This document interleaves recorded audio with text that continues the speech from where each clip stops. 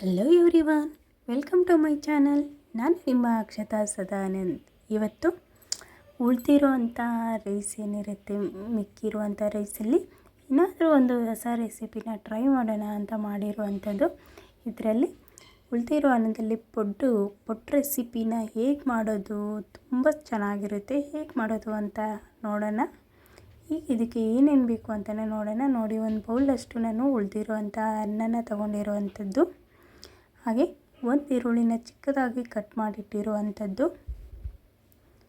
ಸಣ್ಣದಾಗಿ, ಹಾಗೆ ಒಂದು 3-4 ಹಸಿಮೆಣಸಿನಕಾಯಿ ಅಥವಾ ಗ್ರೀನ್ ಚಿಲ್ಲಿನ ಕಟ್ ಮಾಡಿ ಇಟ್ಟಿರುವಂಥದ್ದು,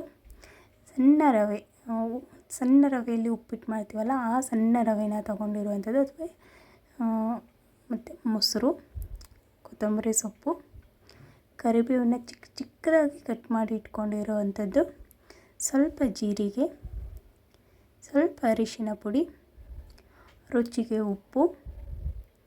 ಹೀಗೆ ಹೇಗೆ ಮಾಡೋದು ಅಂತ ನೋಡೋಣ ಬನ್ನಿ. ಇದನ್ನ ಫಸ್ಟು ನಾವು ಮಿಕ್ಸಿ ಮಾಡ್ಕೋಬೇಕು ರೈಸ್ನ. ನೋಡಿ, ಅದಕ್ಕೆ ಒಂದು ಜಾರ್ ತೊಗೊಂಡಿದ್ದೀನಿ. ಆ ಜಾರಿಗೆ ಈ ರೈಸ್ನ ಹಾಕ್ಕೊಳ್ತಾ ಇದ್ದೀನಿ. ಉಳಿದಿರೋವಂಥ ರೈಸ್ ಏನಿತ್ತಲ್ಲ ಆ ರೈಸ್ನ ಹಾಕ್ಕೊಂಡು ಇನ್ನು ಮಿಕ್ಸಿ ಮಾಡಬೇಕು. ಮಿಕ್ಸಿ ಮಾಡಿಬಿಟ್ಟು ಅದನ್ನ ಒಂದು ಬೌಲಿಗೆ ಹಾಕ್ಕೊತಿದ್ದೀನಿ. ನೋಡಿ, ನುಣ್ಣಗೆ ಇದು ಮಾಡ್ಕೊಂಡಿದ್ದೀನಿ. ಬೇಕಾದರೆ ನೀವು ಸ್ವಲ್ಪ ಮೆತ್ತಗಿತ್ತು ಅಂದರೆ ಚೆನ್ನಾಗಿ ಸ್ಮ್ಯಾಶ್ ಮಾಡಿನೂ ತೊಗೋಬೋದು. ನಾನು ಇಲ್ಲಿ ಸ್ವಲ್ಪ ಉದುರಾಗಿತ್ತು ಅಂತ ಮಿಕ್ಸಿ ಹಾಕ್ಕೊಂಡಿದ್ದೀನಿ. ಆಲ್ಮೋಸ್ಟ್ ಮಿಕ್ಸಿ ಹಾಕೋದ್ರಿಂದ ಮೆತ್ತಗೆ ಚೆನ್ನಾಗಿ ಬರುತ್ತೆ. ಇದಕ್ಕೆ ರವೆನ ಹಾಕ್ಕೊಳ್ತಾ ಇದ್ದೀನಿ. ಸ್ಮ್ಯಾಶ್ ಮಾಡೋದ್ರಿಂದ ಅಷ್ಟು ನುಣ್ಣಗಾಗಲ್ವಲ್ಲ, ಮಿಕ್ಸಿ ಹಾಕೋದ್ರಿಂದ ನುಣ್ಣಗಾಗಿರುತ್ತೆ, ಚೆನ್ನಾಗಿ ಬರುತ್ತೆ. ಹಾಗೆ ಇದಕ್ಕೆ ಕಟ್ ಮಾಡಿಟ್ಟಿರುವಂಥ ಈರುಳ್ಳಿನ ಹಾಕ್ಕೊಳ್ತಾ ಇದ್ದೀನಿ. ಹಾಗೆ ಗ್ರೀನ್ ಚಿಲ್ಲಿ ಏನು ಚಿಕ್ಕದಾಗಿ ಕಟ್ ಮಾಡಿಟ್ಟಿದ್ನಲ್ಲ ಆ ಗ್ರೀನ್ ಚಿಲ್ಲಿ ಹಾಕ್ಕೊಂಡಿದ್ದೀನಿ. ಈ ಗ್ರೀನ್ ಚಿಲ್ಲಿ ಹಾಕೋದ್ರಿಂದ ಮಕ್ಕಳು ತಿನ್ನೋಕ್ಕೆ ಕಷ್ಟ ಆಗುತ್ತೆ ಅನ್ನೋದಿದ್ರೆ ಆಪ್ಷನಲ್ಲು ರೆಡ್ ಚಿಲ್ಲಿ ಪೌಡ್ರು ಹಾಕೋಬೋದು.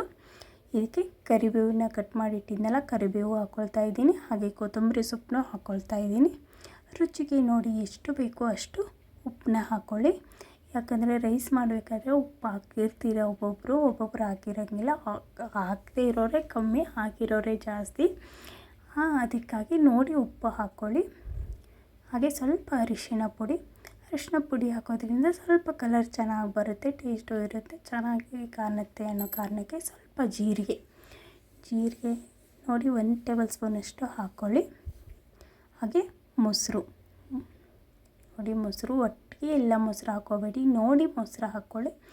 ಯಾಕಂದರೆ ಒಂದೊಂದು ಟೈಮು ರೈಸ್ ಮೆತ್ತಗಿರುತ್ತೆ, ಮಿಕ್ಸಿ ಹಾಕೋದ್ರಿಂದ ಇನ್ನೂ ಮೆತ್ತಗಾಗುತ್ತೆ. ಆವಾಗ ಜಾಸ್ತಿ ಮೊಸರು ಬೇಕಾಗೋದಿಲ್ಲ. ನಾವು ಮಿಕ್ಸ್ ಮಾಡ್ಕೋಬೇಕಾದ್ರೆ ಜಾಸ್ತಿ ಉದುರಾಗಿತ್ತು ಅಂದರೆ ಸ್ವಲ್ಪ ಮೊಸರು ಜಾಸ್ತಿ ಬೇಕಾಗುತ್ತೆ. ಅದಕ್ಕೆ ನೋಡಿ ಹಾಕ್ಕೊಳ್ಳಿ ಅಂತೇಳೋದು. ನೋಡಿ, ಈ ಅದಕ್ಕೆ ಬಂದರೆ ಸಾಕು. ಎಲ್ಲ ನೀಟಾಗಿ ಮಿಕ್ಸ್ ಮಾಡ್ಕೊಂಬಿಟ್ರೆ ಈ ಅದಕ್ಕೆ ಬಂದರೆ ಸಾಕು. ಏನು ಜಾಸ್ತಿ ತೆಳ್ಳಗೆ ಆಗಬೇಕು ಅಂತೇನಿಲ್ಲ, ಅದು ಸ್ವಲ್ಪ ಗಟ್ಟಿಯಲ್ಲೇ ನೀಟಾಗಿ ಎಲ್ಲನೂ ಮಿಕ್ಸ್ ಆದರೆ ಸಾಕು. ಸ್ವಲ್ಪ ಹುಳಿಯಾಗಿ ಬಂದರೆ ಸಾಕು. ಮೊಸರು ತುಂಬಾ ಚೆನ್ನಾಗಿರುತ್ತೆ. ನೋಡಿ, ಪೊಡ್ಡು ಮನೆ ಇಟ್ಕೊಂಡು ಇದಕ್ಕೆ ನೀಟಾಗಿ ಎಣ್ಣೆನ ಸವರ್ಕೊಳ್ತಾ ಇದ್ದೀನಿ. ನೀಟಾಗಿ ಎಲ್ಲ ಪೊಡ್ಡು ಮನೆಗೆ ಎಣ್ಣೆ ಹಚ್ಕೊಂಡ್ಮೇಲೆ ನೋಡಿ, ಒಂದು ಕೈಲಿ ಇಷ್ಟು ಮಿಕ್ಸ್ ಮಾಡಿಟ್ಟು ಅಂತ ಅದು ಹಿಟ್ಟನ್ನ ರೆಡಿ ಮಾಡಿಕೊಂಡು ಸ್ವಲ್ಪನೇ ತಗೊಂಡು ಆ ಪೊಡ್ಡು ಮನೆಗೆ ಹಾಕ್ಕೊಂಡ್ರೆ ಆಯಿತು. ಸ್ವಲ್ಪ ಕೈಗೆ ಅಂಟ್ಕೊಳ್ಳುತ್ತೆ. ಸ್ವಲ್ಪ ಎಣ್ಣೆನೋ ಅಥವಾ ನೀರೋ ಕೈಗೆ ಹಚ್ಕೊಂಡ್ಬಿಟ್ಟು ಹಿಟ್ಟನ್ನ ತಗೊಂಡ್ಬಿಟ್ಟು ಹೀಗೆ ಸ್ವಲ್ಪ ಉಂಡೆ ಥರ ಮಾಡಿ ಅದಕ್ಕೆ ಹಾಕ್ಕೊಂಡ್ರೆ ಸಾಕು. ಹೀಗೆ ಎಲ್ಲ ಪೊಡ್ಡು ಮನೆಗೆ ಹಾಕ್ಕೊಂಬಿಡೋಣ. ಹಾಕ್ಕೊಂಡು ಒಂಚೂರು ಸ್ಪೂನ್ಲೆ ಇದನ್ನ ಹೀಗೆ ಸಾಫಾಗಿ ಮಾಡ್ಕೊಳ್ಳೋಣ. ಯಾಕಂದರೆ ಸೇಪ್ ಇರಲ್ವಲ್ಲ, ನಾವು ತೆಳ್ಳಗಿತ್ತಂದರೆ ಹಿಂಗೆ ಹಾಕಿದ ತಕ್ಷಣ ಸೇಪ್ ಬರುತ್ತೆ, ಇದಕ್ಕೆ ಸೇಪ್ ಬರಲ್ಲ ಅಲ್ವಾ, ಅದಕ್ಕೆ ಸ್ವಲ್ಪ ಸೇಪ್ ಬರಲಿ ಅಂತ ಹಾಗೆ ಮಾಡ್ಕೊಂಡಿರೋದು. ಹಾಗೆ ಅದರ ಮೇಲೆ ಲಿಫ್ಟ್ ಕ್ಲೋಸ್ ಮಾಡಿ ಒಂದು 2-3 ನಿಮಿಷನ ಅದು ಹವೆಯಲ್ಲಿ ಬೇಯಲಿ, ಅವಾಗ ಚೆನ್ನಾಗಿ ಬರುತ್ತೆ. ನೋಡಿ, ಎಷ್ಟು ಬೇಗ ಬೆಂದಿದೆ, ಕಲರ್ ಚೇಂಜ್ ಆಗಿದೆಯಲ್ವ, ಅವಾಗಿಂದಕ್ಕಿಂತ ಈಗಿನಕ್ಕಿಂತ ಕಲರ್ ಗೊತ್ತಾಗುತ್ತೆ. ಇವಾಗ ಅದನ್ನ ಎತ್ಬಿಟ್ಟು ಉಲ್ಟಾ ಹಾಕಿ ಬೇಯಿಸೋಣ. 2 ಕಡೆ ಬೇಯೋದ್ರಿಂದ ತುಂಬಾ ಚೆನ್ನಾಗಿ ಬರುತ್ತೆ.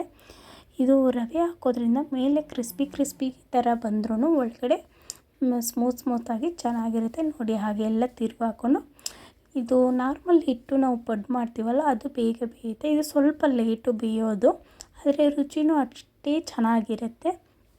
ಪದೇ ಪದೇ ಎರಡು ಸಾರಿ 3 ಸಾರಿ ಹಾಗೆ ಹೊಳ್ಸಿ ಹಾಕ್ಕೊಂಡು ತಿರುವಿ ಹಾಕ್ಕೊಂಡು ನೀಟಾಗಿ ಬೇಯಿಸ್ಕೋಬೇಕು. ನೋಡಿ ಕಲರ್ ಎಷ್ಟು ಚೆನ್ನಾಗಿ ಮೇಲೆ ಗೋಲ್ಡನ್ ಬ್ರೌನ್ ಕಲರ್ ಬಂದಿದೆ, ಯೆಲ್ಲೋ ಕಲರ್ ಕಾಣ್ತಾಯಿದೆ, ಎರಡು ಮಿಕ್ಸಾಗಿ ಚೆನ್ನಾಗಿ ಕಾಣ್ತಾಯಿದೆ. ಆದರೆ ಮೇಲೆ ಕ್ರಿಸ್ಪಿಯಾಗಿರುತ್ತೆ, ಒಳಗೆ ಸ್ಮೂತಾಗಿ ಚೆನ್ನಾಗಿರುತ್ತೆ. ಮಕ್ಕಳಿಗೆ ಏನು ಚಟ್ನಿ ಬೇಡ, ಏನು ಬೇಡ, ಆರಾಮಾಗಿ ನನಗೆ ಕೈ ಕೊಟ್ಬಿಟ್ರೆ ತಿನ್ಕೊಂಡು ಓಡಾಡ್ಕೊಂಡು ಇರ್ತಾರೆ. ತುಂಬ ಅಂದರೆ ತುಂಬ ಚೆನ್ನಾಗಿರುತ್ತೆ. ಒಂದು ಸಾರಿ ಇದನ್ನು ಟ್ರೈ ಮಾಡಿ ನೋಡಿ, ಮಕ್ಕಳಿಗೆ ಕೊಟ್ಟು ನೋಡಿ. ಈ ರೆಸಿಪಿ ನಿಮಗೆ ಇಷ್ಟ ಆಗುತ್ತೆ ಆದರೆ ಲೈಕ್ ಮಾಡಿರಿ, ಶೇರ್ ಮಾಡಿರಿ, ಕಮೆಂಟ್ ಮಾಡಿರಿ, ಹಾಗೆ ನನ್ನ ಚಾನಲ್ನ ಸಬ್ಸ್ಕ್ರೈಬ್ ಮಾಡಿರಿ. ಪ್ಲೀಸ್ ಯಾರೋ ಸಬ್ಸ್ಕ್ರೈಬ್ ಮಾಡದೆ ನನ್ನ ಚಾನಲ್ನ ನೋಡ್ತಾ ಇದ್ದೀರಾ, ಹಾಗೆ ಪ್ಲೀಸ್ ಸಬ್ಸ್ಕ್ರೈಬು ಮಾಡಿರಿ. ನೀವು ಸಬ್ಸ್ಕ್ರೈಬ್ ಮಾಡಿ ರೆಸಿಪಿ ಟ್ರೈ ಮಾಡಿ, ಹಾಗೆ ವಿಡಿಯೋ ನೋಡಿದ್ದಕ್ಕೆ